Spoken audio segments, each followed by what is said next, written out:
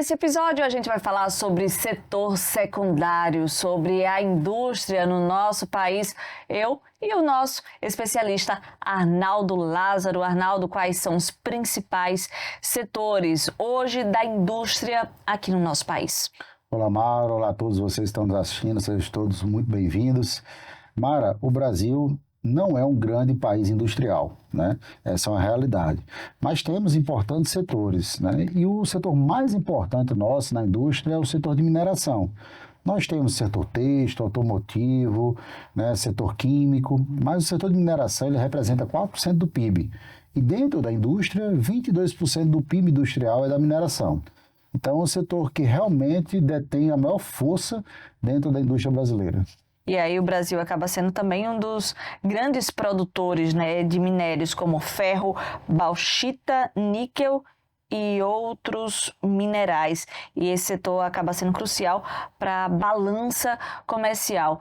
E outro setor que a gente vê que está em desenvolvimento, principalmente com as energias renováveis, com a energia solar, né, e também a energia eólica. A gente vê grandes investimentos também, principalmente na região Nordeste. Então a gente vê que o país, aos poucos, ele está nesse processo de transição energética, seguindo ali conceitos de países como a Dinamarca, por exemplo.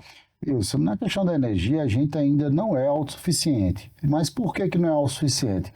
Porque a nossa matriz energética, toda ela é baseada na energia renovável. Ou é água, ou é vento, ou é sol, né? E tem a biomassa também, que é dos insumos agrícolas.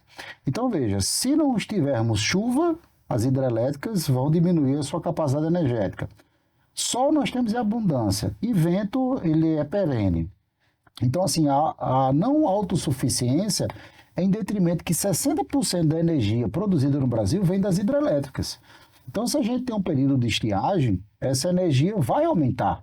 E a gente importa energia poucas vezes, mas importa de países como Argentina, Paraguai, Bolívia, nós importamos energia ainda. Então o Brasil não é autossuficiente em energia? Não é autossuficiente e ele também tem que imaginar o seguinte, a partir do momento que a indústria cresce, que a produção do país cresce, vai demandar mais energia, né?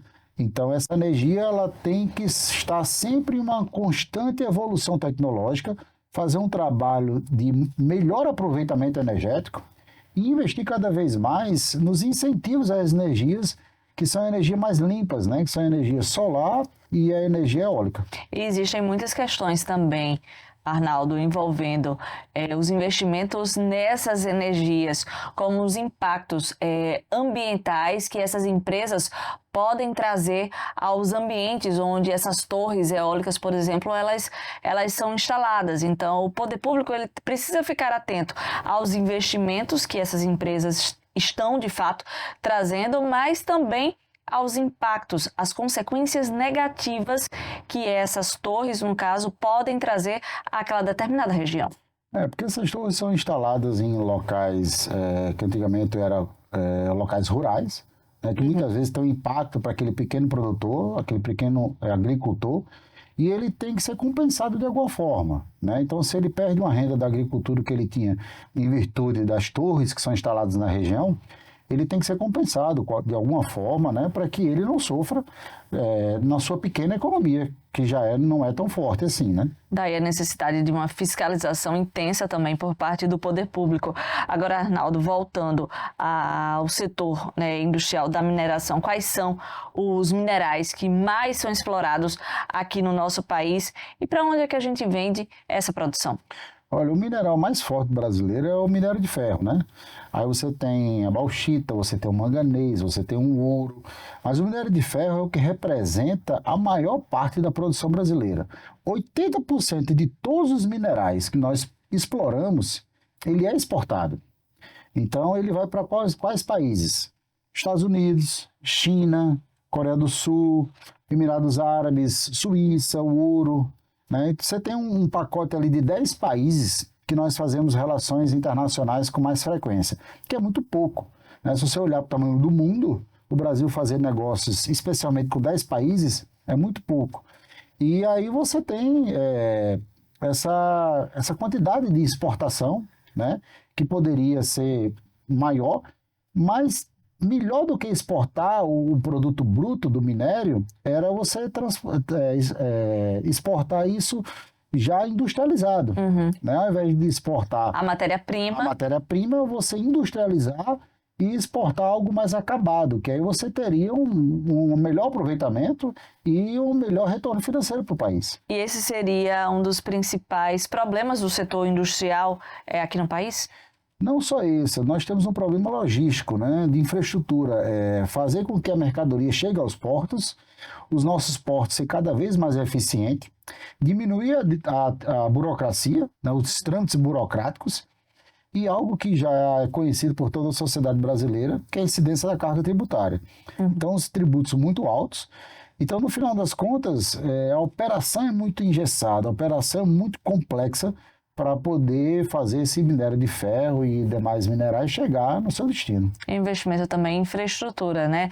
Mecanizar mais esses portos, investir também mais em equipamentos e até nas estradas. A gente vê alguns setores em alguns estados, principalmente do Nordeste, como a fruticultura.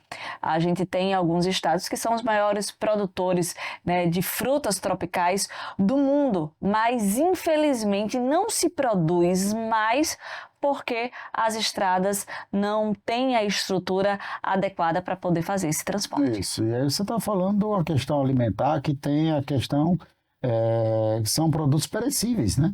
E aí sim tem que ter mais cuidado ainda. Você percebe, Mara, que a gente sempre está falando de dificuldade de infraestrutura, de logística, de burocracia, de impostos. Sempre.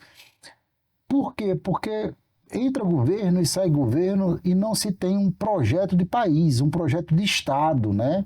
É sempre preocupado num projeto que dê maior visibilidade eleitoral, que atenda a determinado setor, e com isso o Brasil vai ficando para trás. A indústria brasileira está envelhecendo. E se ela não se modernizar, com tanta tecnologia que a gente vem conversando, com tanta inovação, robótica, inteligência artificial, nós não vamos ter só uma população envelhecida no futuro, não. Nós vamos ter uma população envelhecida e um parque industrial envelhecido. Ou seja, o país vai ficar para trás. E, consequentemente, um país ainda mais subdesenvolvido. Essa é a consequência de você não ter uma política de Estado pensando no Brasil daqui a 100 anos. Por isso, a necessidade de planejamento e, acima de tudo, de uma gestão bem qualificada. Exatamente. Então é isso. Arnaldo, obrigada, né, por mais esse assunto aqui sobre a gente aqui falando sobre as indústrias no nosso país, no nosso canal, no Incompany. Gostou do conteúdo? Então se inscreve no canal, dá aquele seu likezinho aí pra gente, também segue a gente nas redes sociais.